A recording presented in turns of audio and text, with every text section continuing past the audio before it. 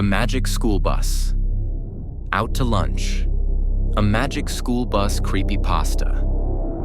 You were in her class, weren't you? You don't have to answer. I already know. It's in your silence. The way you watch the floor instead of people.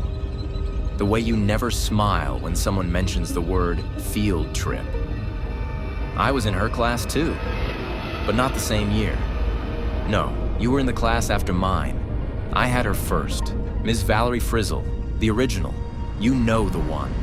Red curls, dramatic outfits, always had some theme. And somehow, no matter how bizarre it sounded, everything she said turned out to be true. My class went on those trips. The ones everyone joked about. Outer space, a volcano. Once, we went inside someone's bloodstream. Don't ask me how. I still don't fully get it. But we came back.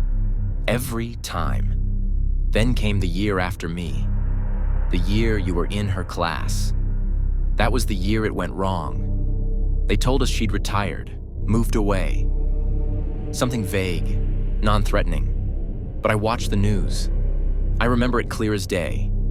They didn't say her name directly. Just a science teacher at Walkerville Elementary. But I recognized her. The wide eyes, that same confident smile, and the lizard, Liz, still resting on her shoulder as they walked her into the back of a black van. They used words like endangerment and unauthorized experimentation.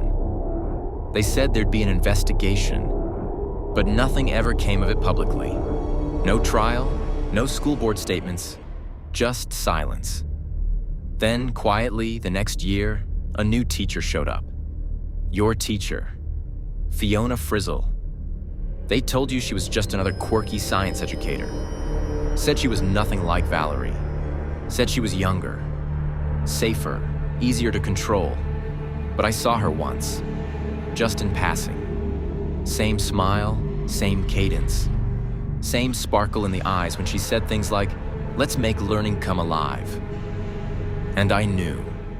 They didn't stop the program. They just passed it down. You never asked me what happened on the trip. I don't blame you. But I think you deserve to know. It was supposed to be a simple lesson on digestion. That's what the students thought. It started like every other trip. Frizzle being vague, the class getting annoyed, Carlos making a bad pun. Only one student stayed behind. Arnold. Apparently, he wasn't feeling well. Ms. Frizzle told him to rest, said he'd still be involved. He didn't question it. Just sat at his desk, eating a bag of cheesy Wheezies, licking his fingers clean after each puff like it was a ritual. The rest of the class got on the bus. They noticed right away something was off. The interior was darker, colder. The seats didn't look the same.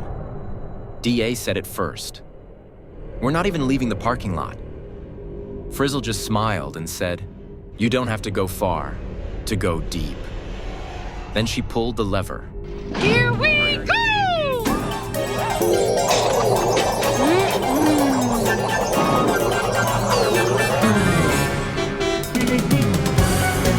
Whoops!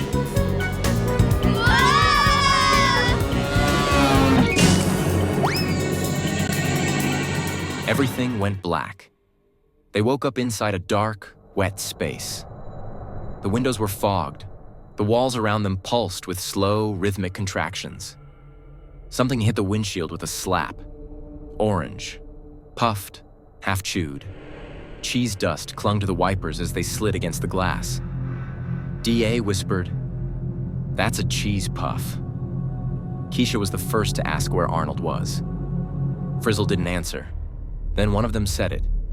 Quietly, like if they spoke too loud, the walls might close in. "We're inside someone." And they were. Arnold. Look familiar? Arnold?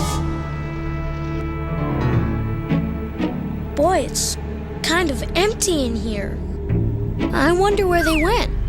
Well, wherever they are, they don't have me to slow them down anymore.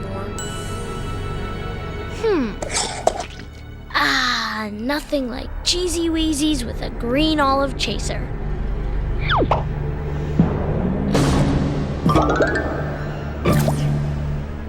The bus began to malfunction as they entered the throat. The protective shield flickered. The controls went unresponsive. A molar slammed down inches from the roof of the bus, cracking one of the stabilizers. A bolt flew loose. The lights dimmed. "The bus isn't working," Tim said. "It's acting like a real bus," DA added. That's when they panicked. By the time they reached the stomach, it was chaos. Churning acid, rising temperatures, the smell of bile and broken down food pressing in from all sides. The class begged Frizzle to pull them out. She said nothing, just stared at the stomach walls like they were something sacred, like she could feel the heartbeat. One student was gone. Nobody saw her disappear. Another started crying uncontrollably, unable to breathe. And still, the bus would not respond. They weren't on a field trip. They were part of an experiment. And Ms. Frizzle was letting the body decide what to keep and what to break down. They say only one student made it out. They say the bus was found days later in a medical lab, drained of power. Its systems completely dead. Its doors rusted shut.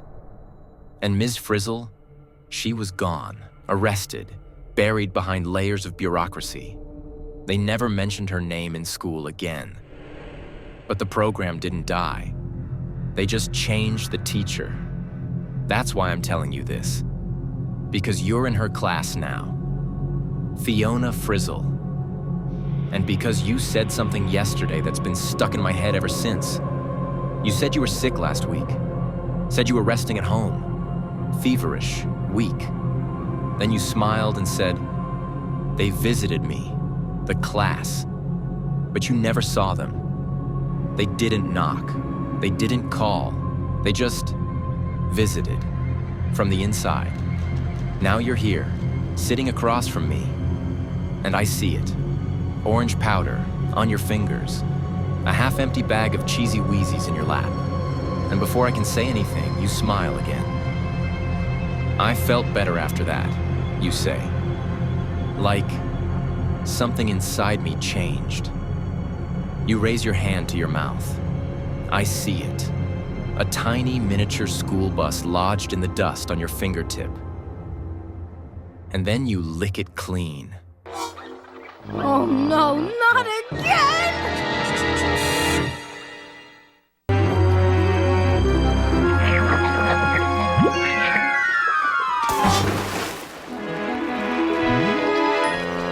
I can't believe we're in Arnold's stomach again!